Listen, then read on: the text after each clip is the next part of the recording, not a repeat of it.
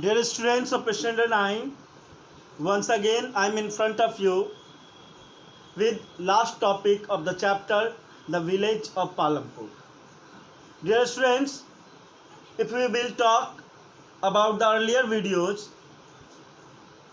that in different videos I have explained you the farming activities and how the farming activities are just performed, and what are the components, what are the factors that are very essential for performing the farming activities. Now, this is not a story of any only Palampur, but this is a story of every village of India.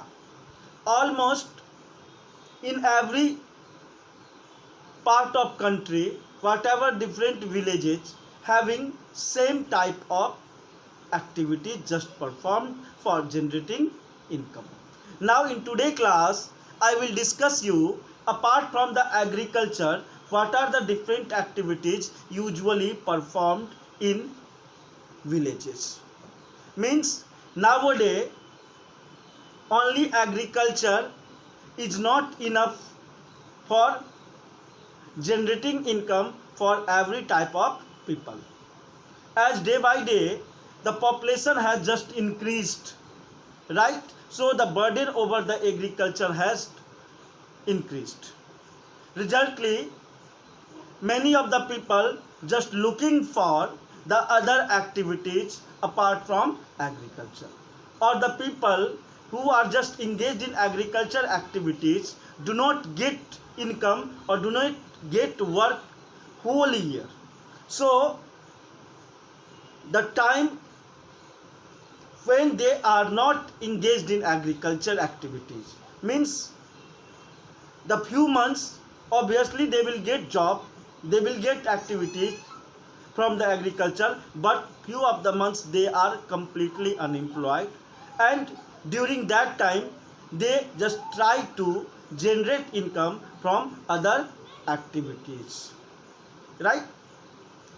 Apart from this, we also see that many of the peoples in the villages just performing or just engaged in other activities, right? So what are those other activities we will discuss today in this video, right? Dear students, as it is heading up today, non-farm activities, you will see few of the people of your villages have their other functions apart from agriculture. They just engaged in a small scale industries, they engaged in transportation business, they engaged in vending work, usually just go in market and sell something. Few of the people are just doing seasonal business also. As Diwali just comes, the few people just starting to sell crackers, starting to sell deep, or the material just made from the soil, right? Few of the people just started to sell in market fruits and anything else. Means few people are just performing business, doing trading. Few of the people has their own small or large shops. Few of the people are just engaged in cattle feeding, right? तो आप कहने का मतलब agriculture के अलावा और भी बहुत सारे एक्टिविटीज़ हैं जो गाँवों में परफॉर्म किया जाता है, क्योंकि आज के टाइम में एग्रीकल्चर से सारे लोगों का गुजर बसर होना संभव नहीं है, बिकॉज डे बाय डे हमारी पॉपुलेशन तेज़ी से बढ़ रही है, और डे बाय डे क्या होते जा रहा है कि एग्रीकल्चर पर जो बर्डन है वो क्या होते जा रहा है, बढ़ता जा रहा है। देखा जाए तो पॉपुलेशन काफ़ी तेज़ी से बढ़ी है, लेकिन उस रेशियो में क्या लैंड बढ़ी है? नहीं, लैंड जितना पहले था उतना ही लैंड आज भी है। लैंड का एरिया क्या है, वो बिल्कुल ही फिक्स है। हाँ, मॉडर्न फार्मिंग मेथड से हमने प्रोडक्टिविटी ज़रूर बढ़ाया है, लेकिन जिस रेशियो में हमारा पॉपुलेशन बढ़ा है उस रेशियो में हमारी प्रोडक्टिविटी नहीं बढ़ी। तो जिस रेशियो में पॉपुलेशन बढ़ा है उस रेशियो में अगर प्रोडक्टिविटी नहीं बढ़ी है तो जो एडिशनल पॉपुलेशन जो इंक्रीज हुआ उसकी भरपाई कैसे हो रही है, वो अपना रिक्वायरमेंट्स को कैसे फुलफिल कर पा रहे हैं। मेरे प्यारे बच्चों, निश्चित रूप से अगर आप अपनी गांव को देखोगे तो आप गांव में ही ये चीज़ आपको जवाब मिल जाएगा। कुछ लोग खेती तो करते हैं, चूँकि खेती करते हैं तो उनको खेत से बहुत सारा घास मिल जाता है, तो उस घास से क्या करते हैं, कुछ किसान जो होते हैं उनके पास जानवर होता है, गाय भैंस बकरी ये सारे पाल लेते हैं, ठीक है, जिससे कि क्या होता है कुछ इनकम उनको पशुपालन से भी मिल जाए और कुछ एग्रीकल्चर से मिल जाए। जिस टाइम वो एग्रीकल्चर में इंगेज रहते हैं तो कोई बात नहीं, और रिमेनिंग टाइम में वो मतलब क्या है पशुपालन से क्या करते हैं, दूध हो गया, गोबर हो गया, ठीक है, ये सारा जो है उनसे वो इनकम जनरेट कर लेते हैं। तो आज हम लोग देखेंगे कि पालमपुर के माध्यम से कैसे भारत के विभिन्न गांवों में, इंडिया के डिफरेंट विलेजेज में एग्रीकल्चर के अलावा और क्या क्या वर्क होता है। ठीक है, तो सबसे पहले यहाँ पे लिखा गया है कि नॉन फॉर्म एक्टिविटीज का डेफिनेशंस। नॉन फॉर्म एक्टिविटीज किसको कहते हैं, कहता farming is the main productive activity in Palampur. No doubt Palampur और मोस्टली विलेजेज में एग्रीकल्चर, अनाज का उत्पादन, खेती करना, ये मुख्य क्रिया तो जरूर है, लेकिन इसके बावजूद farmers also perform some activities other than farming to earn livelihood. These activities are just known as non-farm activity. मतलब किस खेती के अलावा किसानों के द्वारा गांवों में और दूसरे तरह का जो कार्य किया जाता है उस कार्य को नॉन फॉर्म एक्टिविटीज कहते हैं। Other activities then agriculture just performing in different villages by the people are just called non farm activities. Clear. आगे हम देखते हैं कि हम लोग देखेंगे कि कौन कौन से वर्क हैं जो मेनली गाँवों में परफॉर्म किया जाता है। ठीक है, तो सबसे पहले जैसे बताए कि पशुपालन, राइट, कैटलिंग जो है वो सबसे इम्पॉर्टेंट है।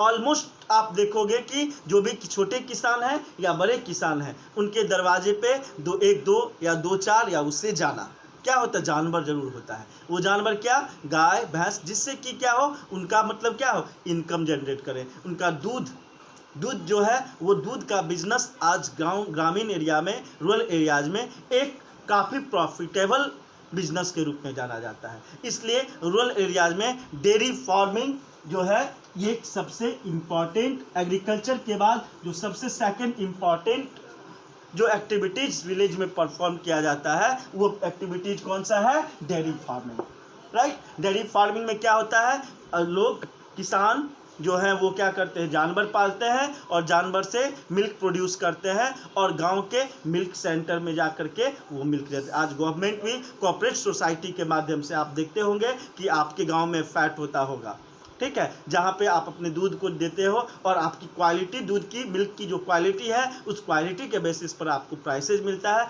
और टाइम टू टाइम क्या होता है उसमें आपको अनाज, आपके दूध के दाम के अलावा आपको बोनस भी दी जाती है। बोनस में कभी बाल्टी या कभी कुछ और कभी चीज़ ये आपको दिया जाता है। कहने का मतलब जो है ये डेयरी फार्मिंग जो है, डेयरी एक बहुत इम्पॉर्टेंट फंक्शन है। और देखा जाए तो वो सारे किसान मोस्टली जो एग्रीकल्चर एक्टिविटीज़ में इंगेज्ड हैं वो सब जो है डायरेक्टली और इनडायरेक्टली डेयरी फार्मिंग में ज़रूर लगे हुए हैं। मैं ये नहीं कहता कि सारे किसान लगे हों, लेकिन ऑलमोस्ट बहुत सारे किसान, ज़्यादातर किसान डेयरी फार्मिंग में ज़रूर इन्वॉल्व हैं जो कि लाइवलीहुड में के लिए इनकम जनरेट करने में एक बहुत इम्पॉर्टेंट रोल प्ले किया है।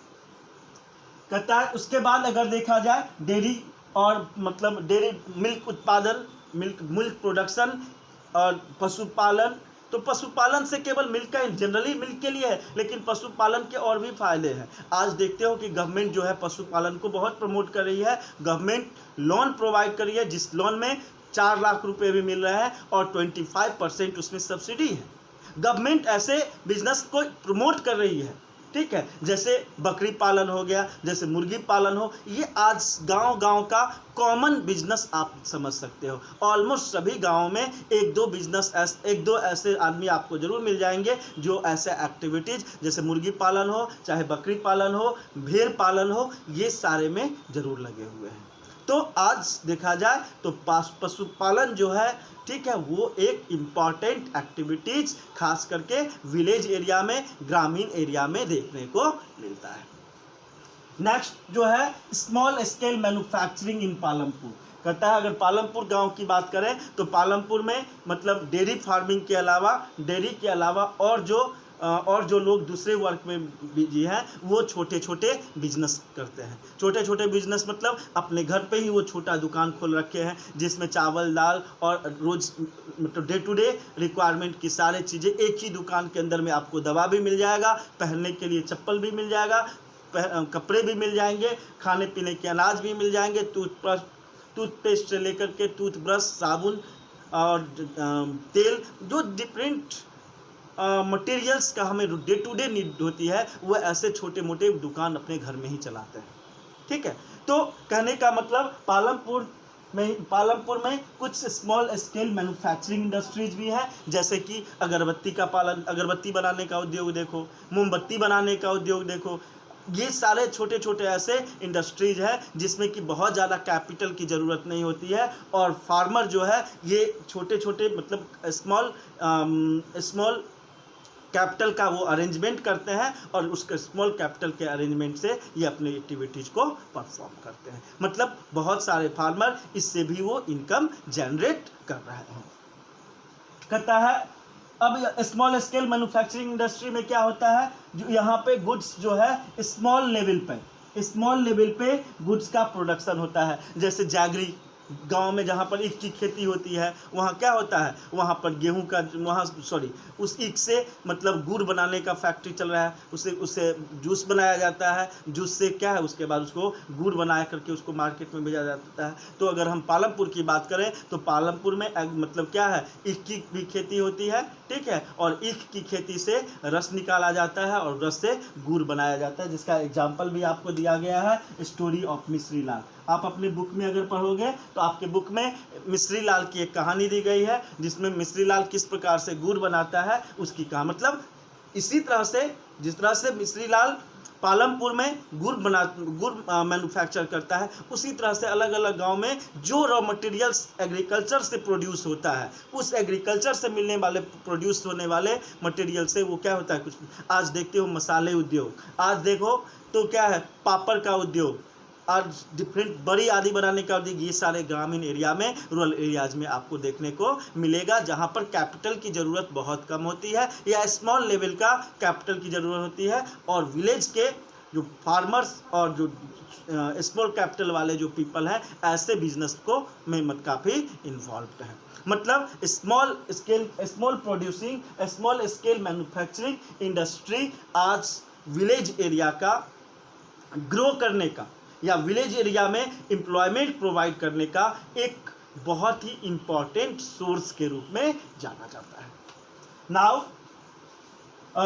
दे are produced mostly at home और in the fields with the help of family labour. और ऐसे जो बिजनेस होते हैं जिसमें वो अपने घर पे ही प्रोड्यूस करते हैं, और उसमें प्रोड्यूस करने के लिए लेबर जो है अपने परिवार के लोग ही आपस में मिल करके करते हैं। आप देखते होंगे रूरल एरियाज में कि एक फैमिली के मेल फीमेल बच्चे सारे लोग एग्रीकल्चर एक्टिविटीज़ में जाते हैं। सुबह अपने खेत में अगर सब्जी वेजिटेबल्स अगर लगाए हुए हैं तो वेजिटेबल्स तोड़ते हैं और क्या करते हैं, उसको मतलब ठेला से या मतलब दौरी में ले करके उसको क्या करते हैं, मार्केट में ले जा करके उसको सेल करते हैं। Means they are doing agriculture activity as well as small business also. मतलब एग्रीकल्चर और बिजनेस दोनों साथ साथ करते हैं, और ऐसे बिजनेस एग्रो बेस्ड ट्रेडिंग कह सकते हो आप। एग्रो बेस्ड स्मॉल बिजनेस कह सकते हो। और एग्रो बेस्ड स्मॉल बिजनेस जो है वो रूरल एरियाज में, विलेज एरिया में काफ़ी पॉपुलराइज हो रहा है और उनके इनकम को इन्हेंस करने में, उनके इनकम को इंक्रीज करने में एक इम्पॉर्टेंट रोल प्ले कर रहा है। नेक्स्ट है तो इस सेकंड पॉइंट आपको क्लियर हो गया। Small scale manufacturing in Palampur, what happened actually in this is the peoples who are just engaged in agriculture activities and they have a lot of time and having small capitals, right now government is also promoting for this, and for this they are providing loan with the help of banks, and there are so many cooperative societies who are also working in these regions. Dear students, they are produced mostly at home or in the fields.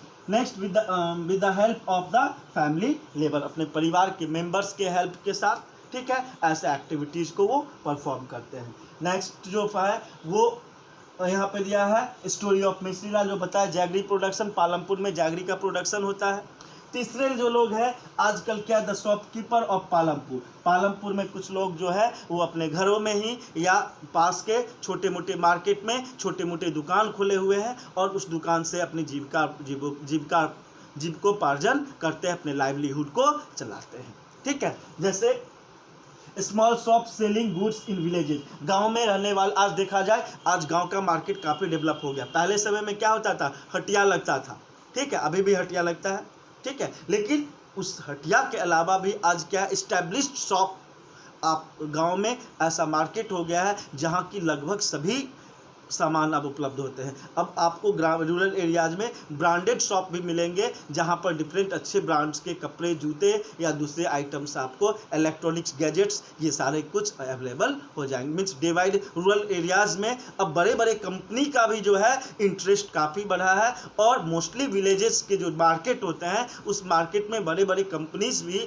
अपना invest कर रहे हैं, अपने outlets वहाँ पर खोल रहे हैं, ठीक है। इसलिए आप देखते होंगे कि अब रूरल एरियाज में लोग अच्छे ब्रांड्स को जानने लगे हैं और उसके भी फॉलोअर्स बढ़ गए, ठीक, उसको भी पसंद करने वाले, उसके बायर्स भी बढ़ गए। और ऑब्वियसली जब बायर्स बढ़ेगा, जब डिमांड बढ़ेगा तो सप्लाई को पूरा करने के लिए क्या करना पड़ेगा, वहाँ पर सप्लाई करना पड़ेगा, और सप्लाई होगा तो क्या होगा, पीपल्स का इनकम लेवल इंक्रीज करेगा।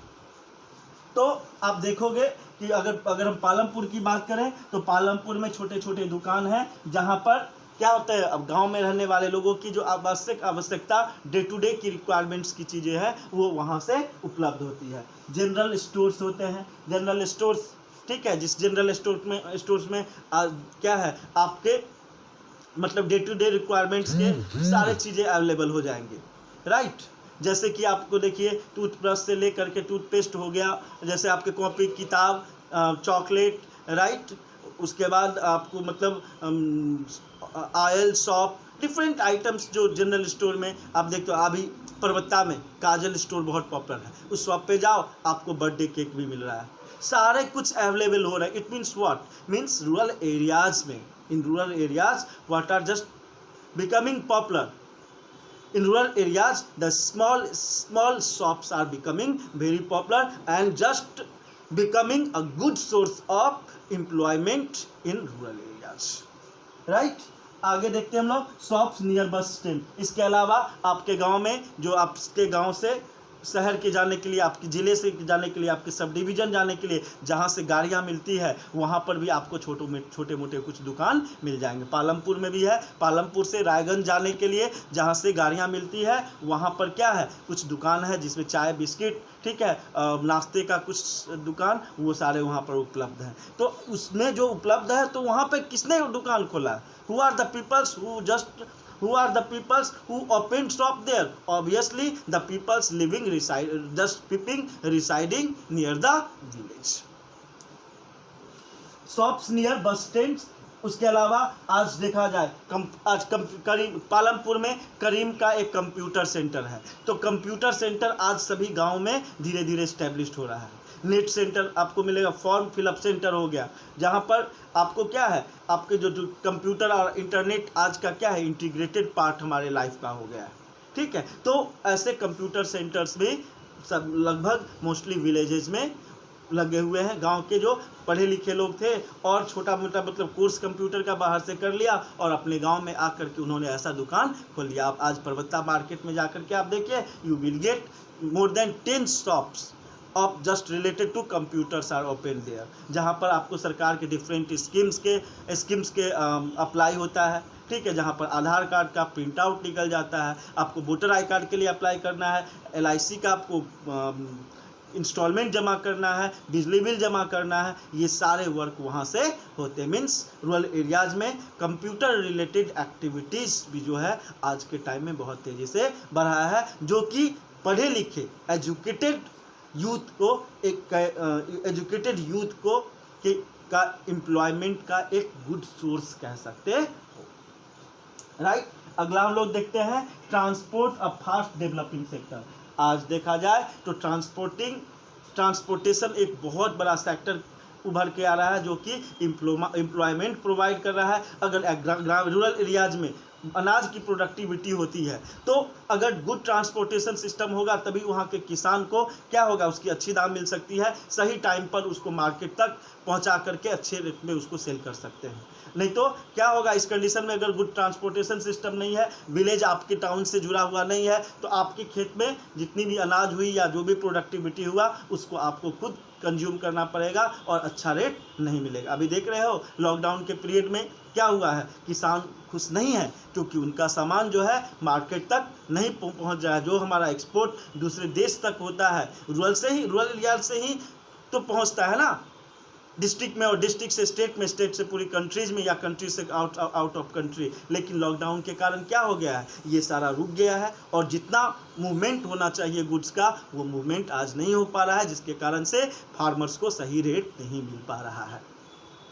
तो रूरल एरियाज में अगर हम पालमपुर की बात करें तो पालमपुर में क्या है, पालमपुर से रायगंज के लिए और दूसरे जगह जाने के लिए वहाँ पर क्या है, ट्रांसपोर्टेशन की मतलब सुविधा है, और जिसमें कि आज क्या है 2 व्हीलर 3 व्हीलर्स, ठीक है, टैक्सी, ये सारे कुछ वहाँ पर मिलते हैं। और उस टैक्सी चला तो जो कुछ फार्मर हैं तो खेती के काम करने के बाद उनके पास अगर टाइम बचता है तो एक 3 व्हीलर खरीद करके या एक टैक्सी ले करके या खुद से चलाए या भाड़े पर चलवाने का काम करते हैं, ठीक है। तो कहने का मतलब ट्रांसपोर्टेशन सेक्टर केवल कोई विलेज का, किसी एरिया का डेवलपिंग साइन केवल इस पर्पज से नहीं है कि लोग एक जगह से दूसरे जगह आसानी से पहुंच सकते हैं, गुड्स को आसानी से एक जगह से दूसरे जगह पहुंचाया जा सकता है, बल्कि वहां के रहने वाले लोगों को वो एम्प्लॉयमेंट भी प्रोवाइड कर रहा है। और when this will provide employment obviously it will generate income.